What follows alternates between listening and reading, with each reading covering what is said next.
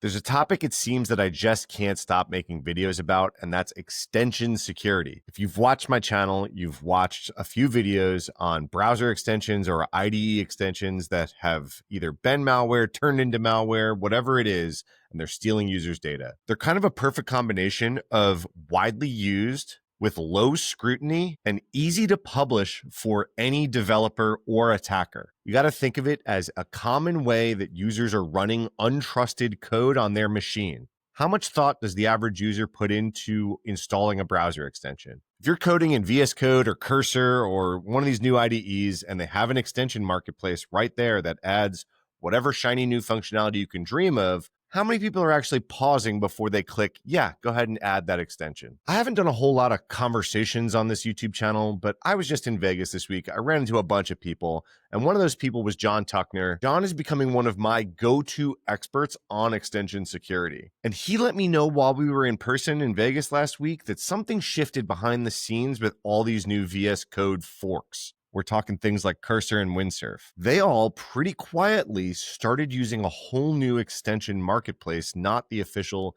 VS Code marketplace. He said that everyone he talked to and told that was news to them. I was one of those people. I used Cursor. I had no idea that when you click install an extension in Cursor, that the marketplace has recently changed in the last few days. That means you don't have a company like Microsoft monitoring that marketplace anymore for malware or for compromised accounts or anything like that. So I asked John to come on, have a conversation with me, tell me what he's learned about this new extension store. And we talk a lot about just extension security in general. And basically the second half of this conversation is what we can do to protect ourselves. John puts out a free tool that people can use. And he also runs a startup that's helping companies with this. John did not sponsor this video. I just think he is the expert on extension security right now. And I wanted to bring him on and explain this all to you guys. But since John didn't sponsor the video, we got to pay the bills around here. So we're going to get to a sponsor and then we'll hear from John. This episode is sponsored by Dropzone AI. And if you're drowning in security alerts and burning hours on investigations in your SOC, you're going to want to check them out. Dropzone is your AI SOC analyst that never sleeps. I've got some hands-on experience with this tool. I've done a demo on my channel before. It answers all of the questions that I would think of as a seasoned incident responder, and it surfaces all of that to the top, not buried 3, 4, 5 clicks deep, and it does all of that in under 10 minutes. An incident response and investigations in your SOC is when speed matters. So their AI tool collects all of the information from all of your different alert sources, and it's going to reason through this end to end with context from all of the different sources that you give it.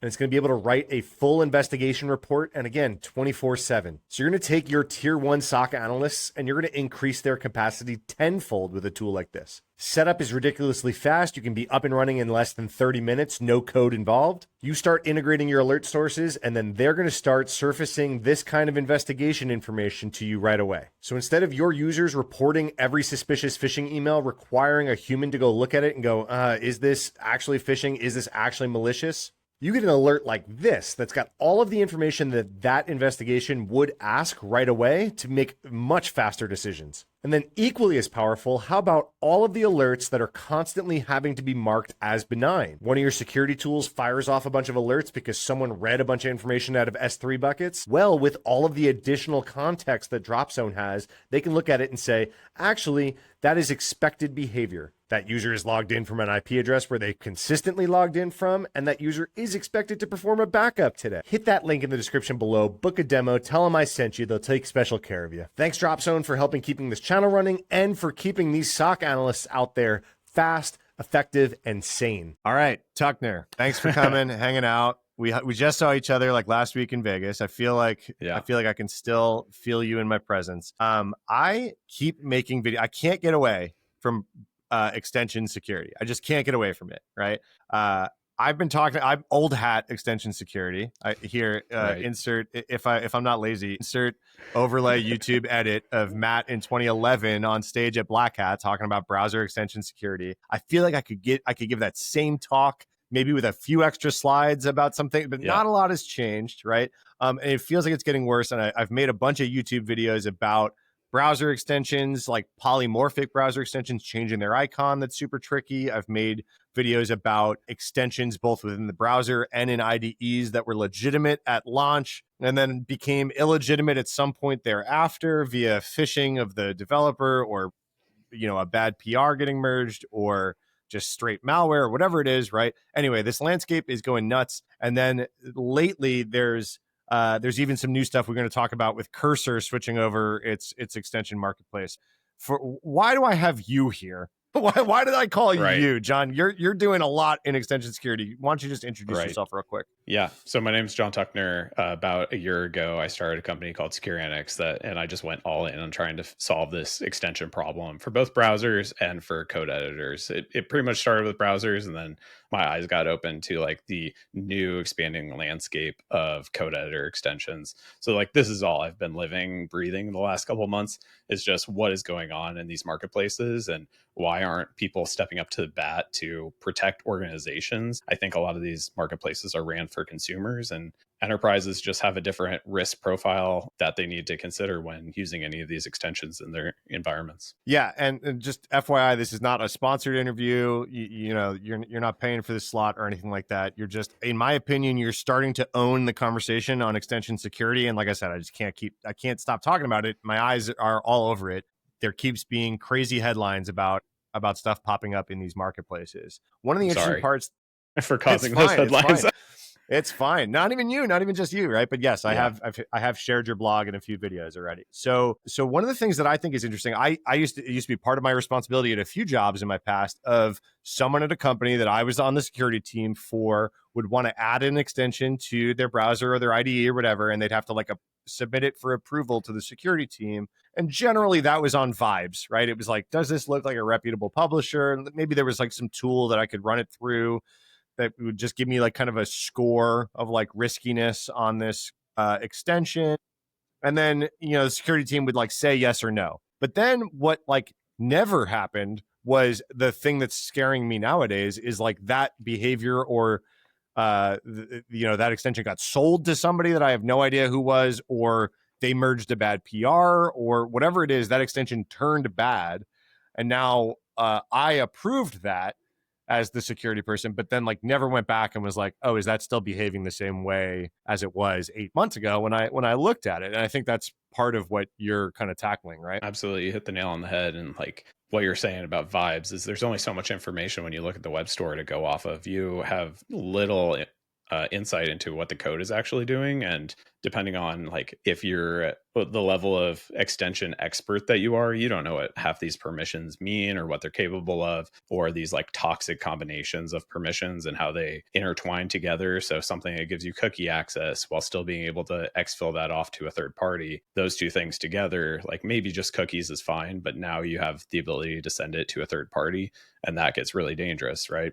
And then, like, as you're kind of saying, the next day a code update could be pushed out. You never even saw the code in the first place, so hard to tell. But yeah, there could be new functionality pushed down, or even I've been seeing extensions that basically update their functionality from remote servers as well. So even at runtime, you have no idea, and like it just honestly depends on like a website that you visit, and that triggers the different functionality to be downloaded from a command server and then executed within the extension on that website that you're in. Yeah, and it's wild. And there's very little like actual checking going on of getting an extension into a lot of these stores. I know when I did my research, the extension that I put up for my Black Hat talk was called like malicious extension or something. Like I wasn't even hiding it, right? I was doing research, and it got in. People could download it, right? And like literally all it did was like cross-site scripting as a service, right? It was like, here, run my JavaScript. Right. And so, and like the other part, I mean, you also write a lot of research. Some legitimate extensions these days are like, it's hard to even tell. They're kind of behaving like malware, right? They're like renting people's browsers out and all this kind of stuff. Yeah. So some of them, it's this new term that I've been seeing pop up. It's called DPIN. So it's like DeFi, but distributed platforming, basically. So you using your browser to make requests on behalf of things.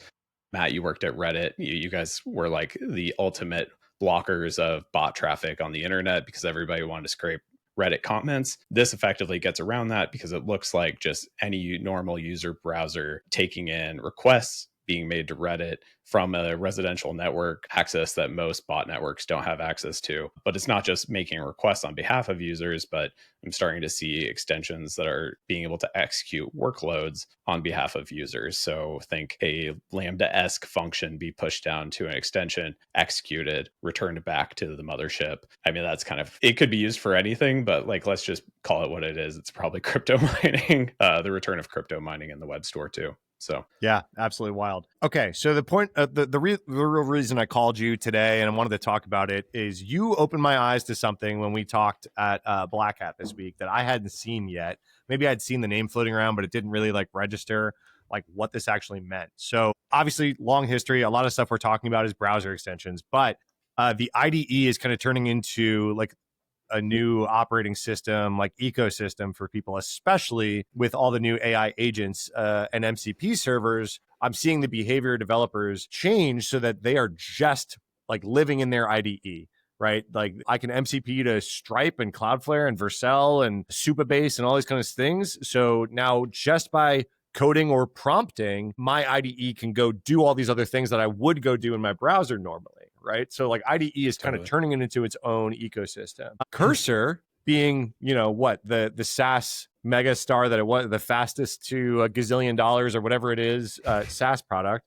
Cursor AI is the AI powered IDE. If you're unfamiliar, they were help me make sure I get this right. They were running off of the VS Code extension ecosystem at launch, but now something changed and they're running their own extension marketplace. I know very little about this. I know you've done a little bit of research, but it seems like it might even be the Wild West, part two over there. It's not like the current extension market's great, but it seems like, okay, at least Microsoft was running it. Now Cursor's just running their own thing. What's going on? Help me understand it. Yeah, absolutely. So Cursor, as we all probably know, is that it's a fork of Visual Studio Code. So the free editor that you have that most people use to do their daily productivity coding jobs, Cursor just basically slapped on an AI agent within the same framework that Microsoft was already providing, free of charge. It's an open license.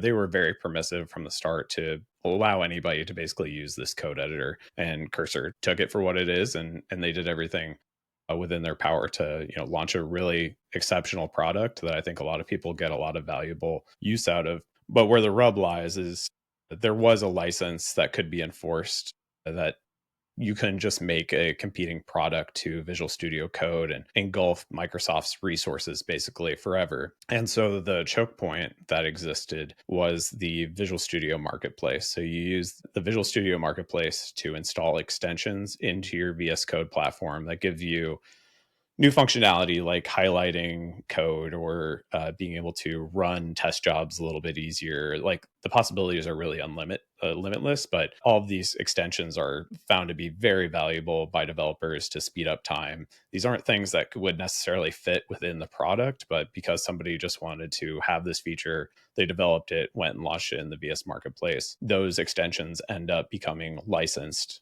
material distributed by Microsoft.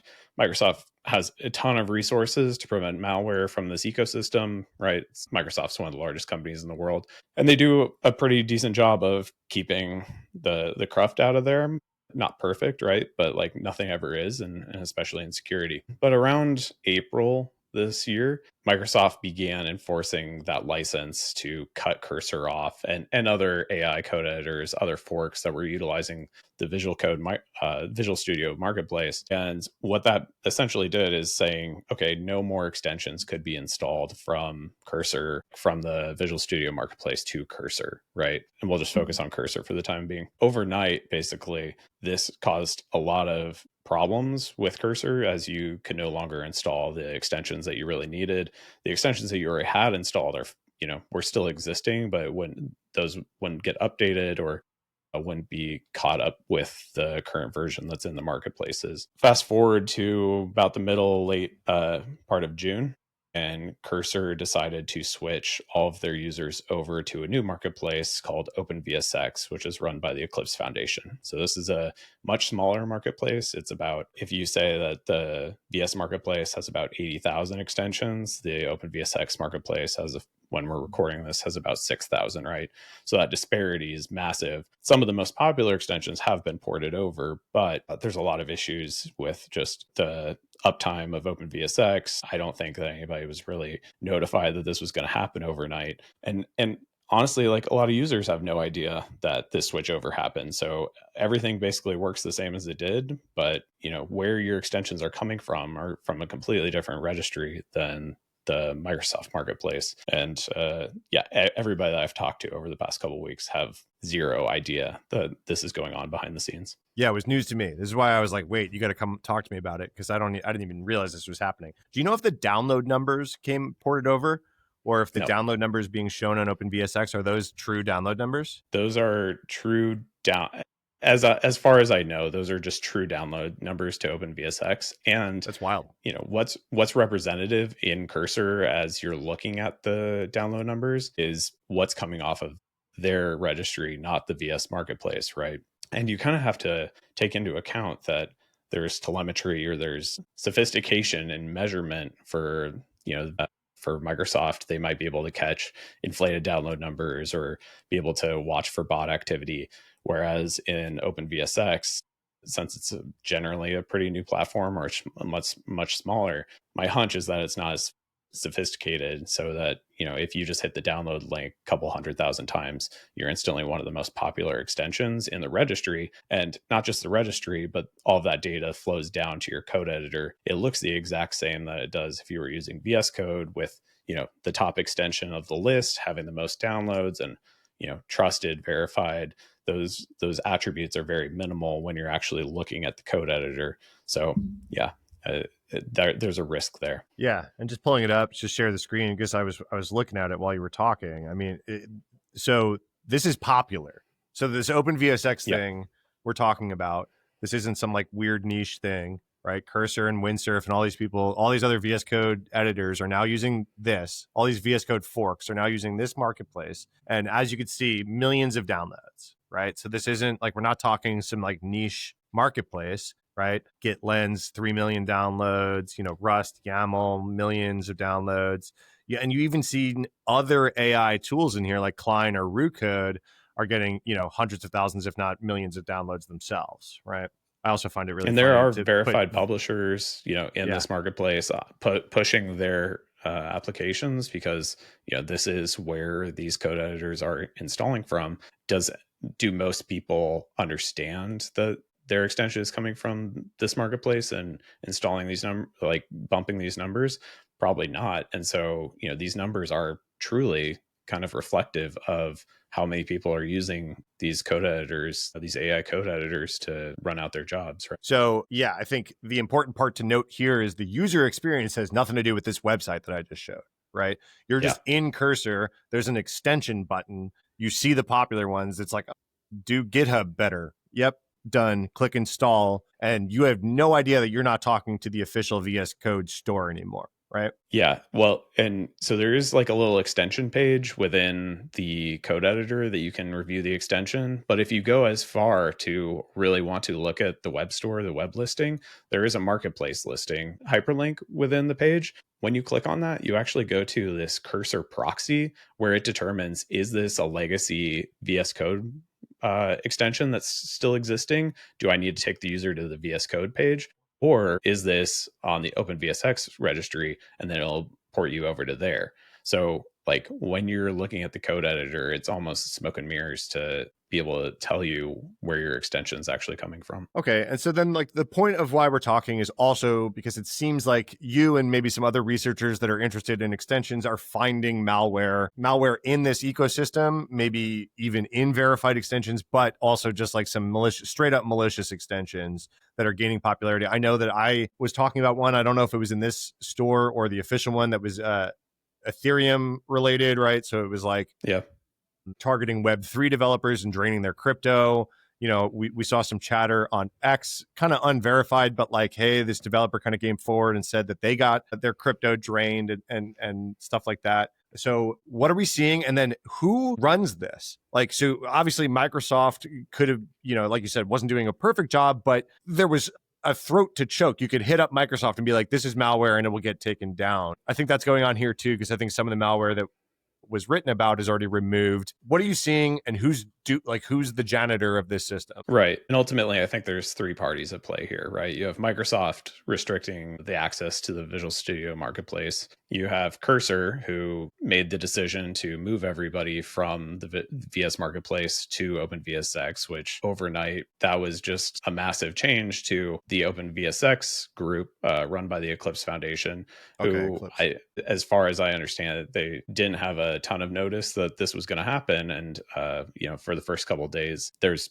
mentions online that the marketplace was taken down by the number of like users that ended up there overnight. And then, yeah, it was a for the greater good marketplace that if you wanted to go and publish an extension, you could go register, put your extension up there. But now with all of just the access to Cursor environments and the number of users, it was almost like somebody would make a conscious choice to use OpenVSX in the past, but now it's kind of forced on everybody. And so you have this dynamic where there's a lot of parties involved, and probably a lot of finger pointing, and it's hard to see how this gets resolved going forward necessarily. And so, yeah, what I think some of the risks are, as far as the malicious extensions that get published, there's been a lot of extensions that are related to Solidity Ethereum development. So those extensions, and these extensions are just very blatantly malware. There's not too much meat in the extensions, so even though they claim to do one thing, they're basically just going to execute some malicious code that will install like a remote management tool and then call back to something very bad. I was able to catch some of these extensions early in July, wrote about them. A week later, Kaspersky put out a report saying that they performed incident response to somebody that called them. New laptop, new environment, new everything, but still had crypto drained almost immediately.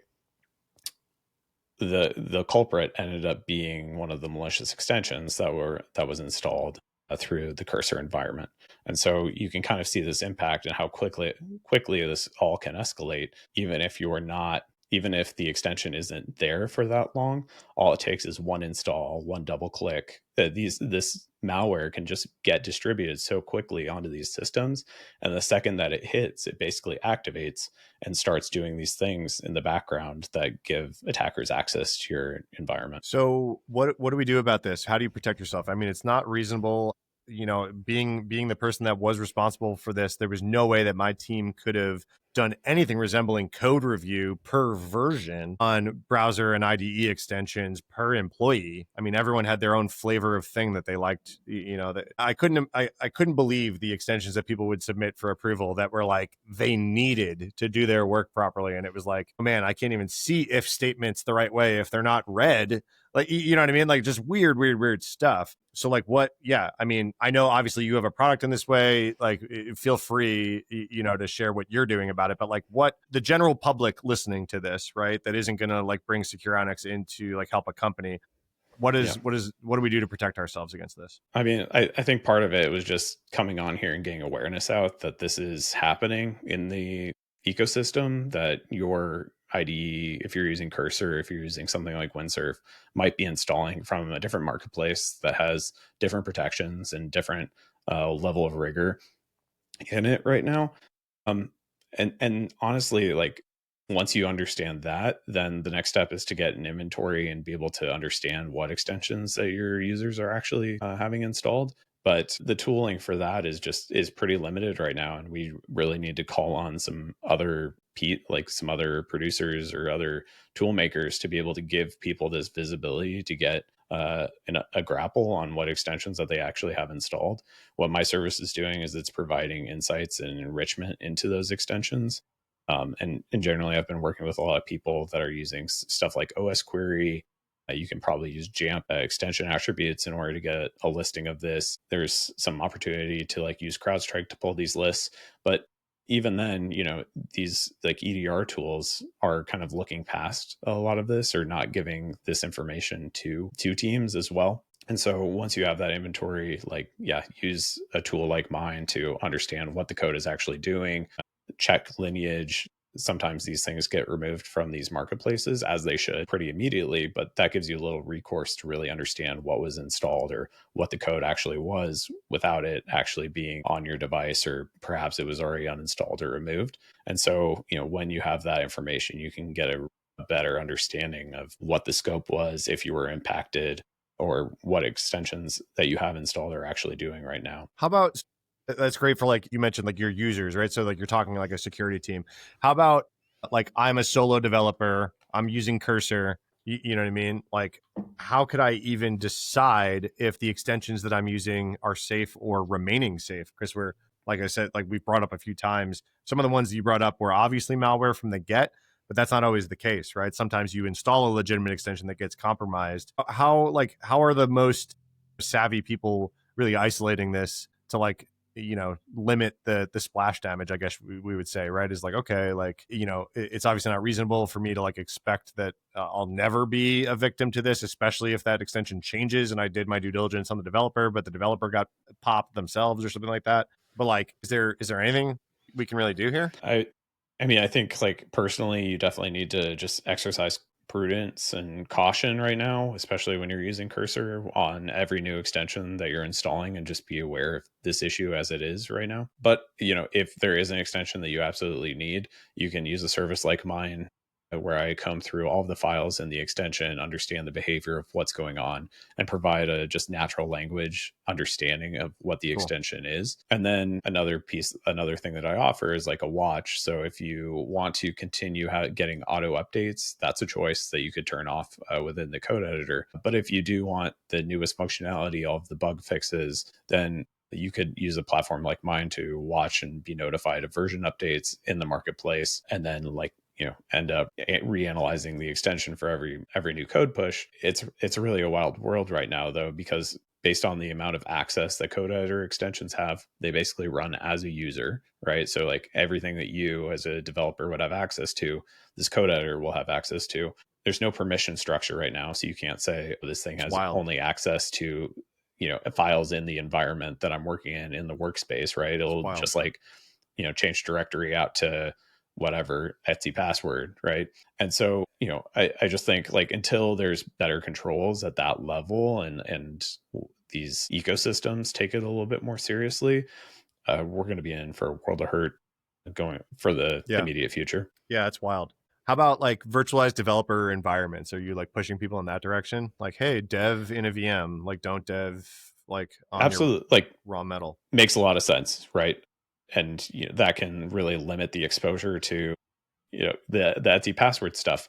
But at the same time, you need to push credentials into those environments Yeah, you're generally, so still your app there. can API run. keys. So Yeah, yeah. read the environment, or maybe you limit the exposure to, like, be sent for things to be exfilled from that location. That would be, like, you would probably need to limit the external access. That's going to be a little tough for some applications. And we're even just looking past, like, there's just unlimited possibilities here. So maybe it's the source code that's most valuable, right? And so even though all the credentials or all the file access and all these other things are limited, what if it's just source code that somebody's Yeah. after, Yeah. right? And then that's off. And I think a lot of companies would think that's the crown jewels. Yep.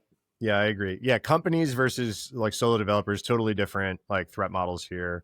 I like a tool like there's tools like Little Snitch, right? That like per program can limit like what uh, IP addresses or domain names that program can reach out to. I think that would be a good layer here, right? To say, hey, no, Yeah, Cursor, you can't reach out to this random ass domain name that just like popped up, right?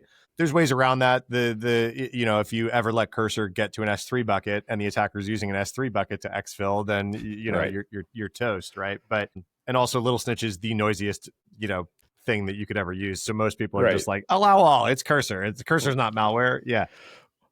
Well, and, So and I think you bring up a really funny point, right? So you have, we're talking about browser extensions and code editor extensions, and the threat landscape for both are just really interesting, right? Because you would think that something that has access to your whole PC versus something that has access to just your browser, one's probably far, far worse, right?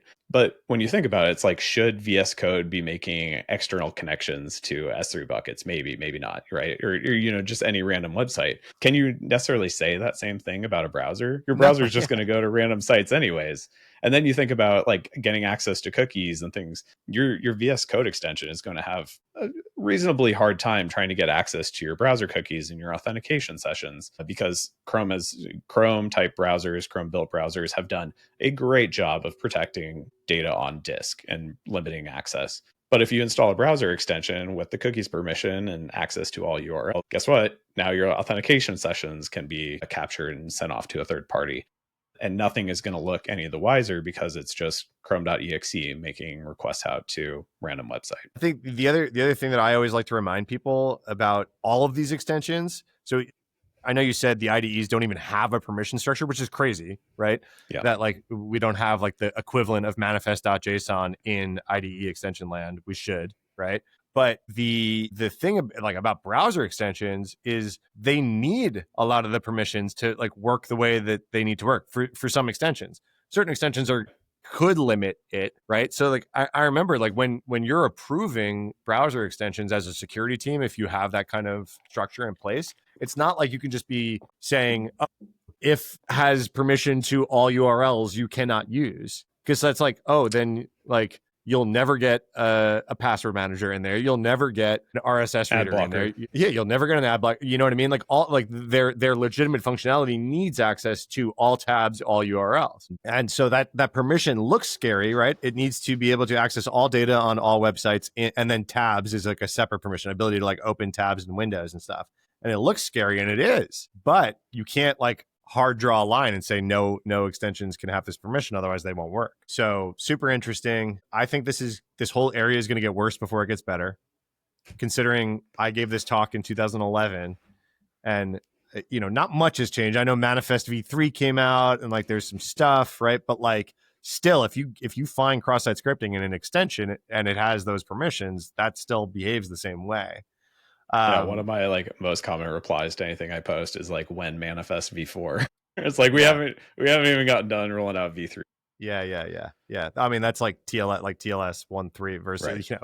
SSL 3 was still kicking around, and we're worried about TLS 1.2 and all this kind of stuff. It's very similar. So I think this is going to get worse before it gets better. You'll probably be back on my channel with some cool research that we're going to talk about at some point. But I really wanted to talk about this OpenVSX thing, get awareness out. Like you said, I didn't realize it. I'm a user. I had no idea that changed behind the scene. You told me about it in person. I was like, what are you talking? What is OpenVSX? I have no idea what you're talking about. And I'm like reasonably well informed about this stuff. So cool. Any parting thoughts about this? Where should people find you? What else should people look into? Yeah. So my website's securinx.com, securinx.com/blog to read any of the recent research.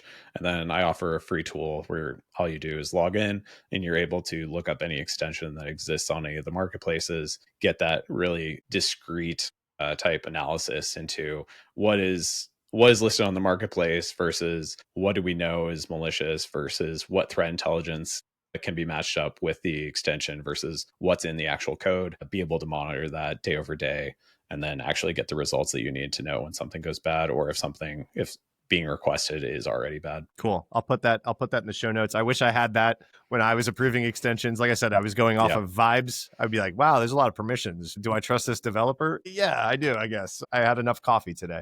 So no, I appreciate that. Can people follow? Are you a social media user? Do you write anywhere? Yep.